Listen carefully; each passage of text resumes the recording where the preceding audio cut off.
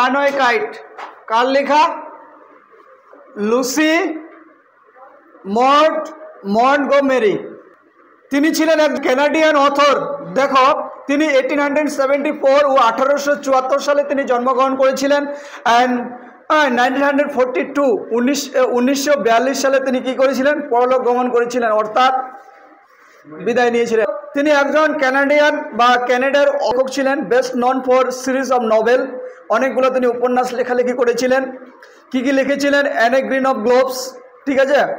হি রোটস numerous novel, বিভিন্ন ধরনের নভেলে লিখেছিলেন, পোয়েম লিখেছিলেন, শর্ট স্টোরি, ছোট ছোট গল্প। তাহলে C was made N officer, তিনি একজন অফিসার ছিলেন of the order of British empire in 1935। ভাবতে পারছিস ব্রিটিশরা যখন রাজত্ব করত সেই সময় ওই মহিলা কতটা পাওয়ারফুল ছিল। কি মেয়ের মধ্যে ক্ষমতা নেই? মেয়েরা অফিসার হয়ে যাচ্ছে, দেখ, তাও আবার ব্রিটিশদের সময়। তুই একবার কল্পনা কর, ব্রিটিশরা তো বাঙালিদের দেখতে পেত না। কালো চামড়ার বলে মানুষ আমরা, হ্যাঁ স্বীকার করি, কালো চামড়ারে মানুষ আমরা। This short story about a brother, একটা ভাইয়ের কথা বলেছে, অ্যান্ড সিস্টার, একটা বোনের কথা বলেছে, লিভিং, বসবাস করতে কোথায়? অন অ্যান আইসোলেটেড মানে কি? জনশূন্যহীন। আইল্যান্ড মানে কি? দ্বীপ। তাহলে জনশূন্যহীন দ্বীপে তিনি কি করতেন? বসবাস করতেন। উইথ দেয়ার ফাদার্স, তার বাবার সঙ্গে। Through a series of incidents, অনেকগুলো ঘটনার কথা উল্লেখ করেছেন, ঠিক আছে। গেট রিইউনিটেড, তারা একত্রিত হয়েছিল। দেয়ার লং লস্ট রিলেটিভস, দীর্ঘদিন ধরে তাদের ওই রিলেটিভস মানে কি? আত্মীয় পরিজনদের তারা হারিয়েছিলেন, ঠিক আছে। তাদেরকে দীর্ঘদিন পরে খুঁজে পাওয়া গেছিল। This is a touching tale, আমার মনে একটা স্পর্শদায়ক, that underline the value of relationship. একটা রিলেশনশিপের যে কতটা গুরুত্ব, ঠিক আছে, সেটা এই গল্প না পড়লে আমরা বুঝতে পারবো না। অফকোর্স মানে কি? অবশ্যই। অফকোর্স মানে কি? আমরা জানি লেখক বলছে কি, শুরুতেই বলছে, হ্যাঁ নেরেট করছে, কি বলছে? বলছে অফকোর্স দেয়ার ওয়াজ নোবডি, বলছে সেখানে কেউ ছিল না। দেয়ার ওয়াজ নোবডি মানে কি? সেখানে কেউ ছিল না। ফর আস টু প্লে, বলছে আমাদের খেলার সাথে with on the big half moon, বলছে বিগ হাফ মুন যে জায়গাটি ছিল সেখানে আমাদের খেলার সাথী কেউ ছিল না। বুঝতে পারলাম? We just had made to most of each other and we did. লেখক বলছে, লেখক বলতে এখানে লেখিকা, বুঝতে পারলে? মহিলা লেখক কিন্তু, মাথায় রাখবি। তো বলছি কি, লেখিকা বলছেন এখানে কি বলছেন? বলছে আমাদের খেলার সাথে একমাত্র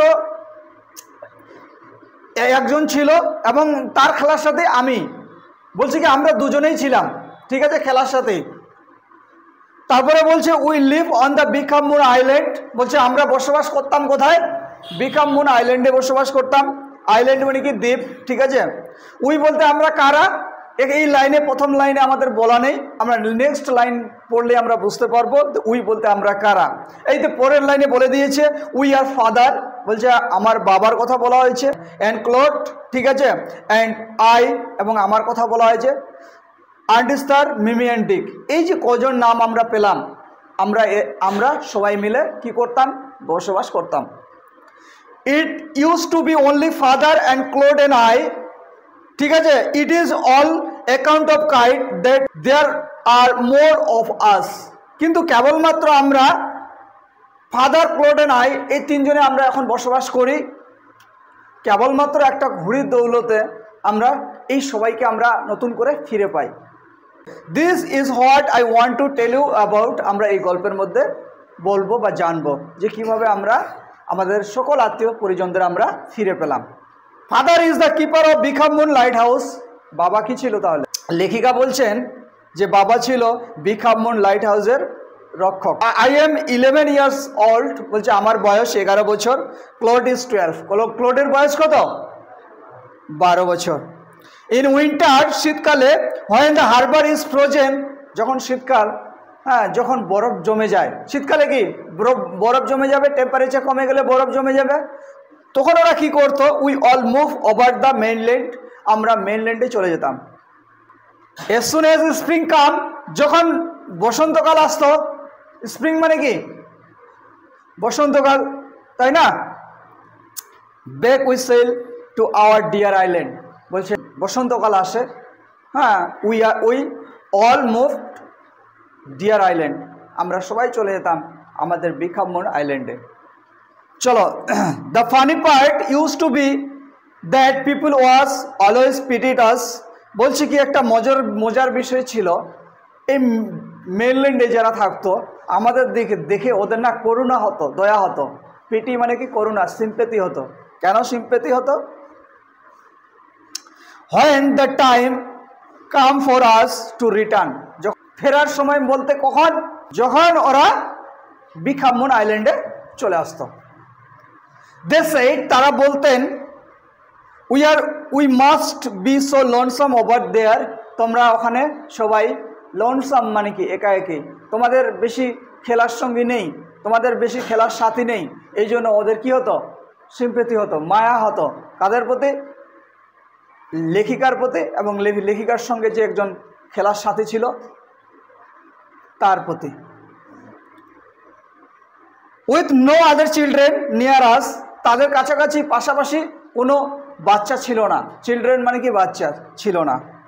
অফকোর্স অবশ্যই Claude and I would have to like to have someone to play with us, it is hard to run pirate caves and things like that with only two, বলছি কি অফকোর্স অবশ্যই ক্লোড অ্যান্ড আই, আমরা দুজনেই খেলতে খুব পছন্দ করতাম, ঠিক আছে, কিন্তু পাইরেটস বলে যে গেমটা ছিল সেই গেমটা খেলার জন্য যদি আরও কেউ সঙ্গী সাথী থাকতো তাহলে আমাদের গেমটা খেলতে অনেক ভালো জমতো বা ভালো লাগতো, কারণ পাইরেট গেমটা দুজনের ঠিক জমে না।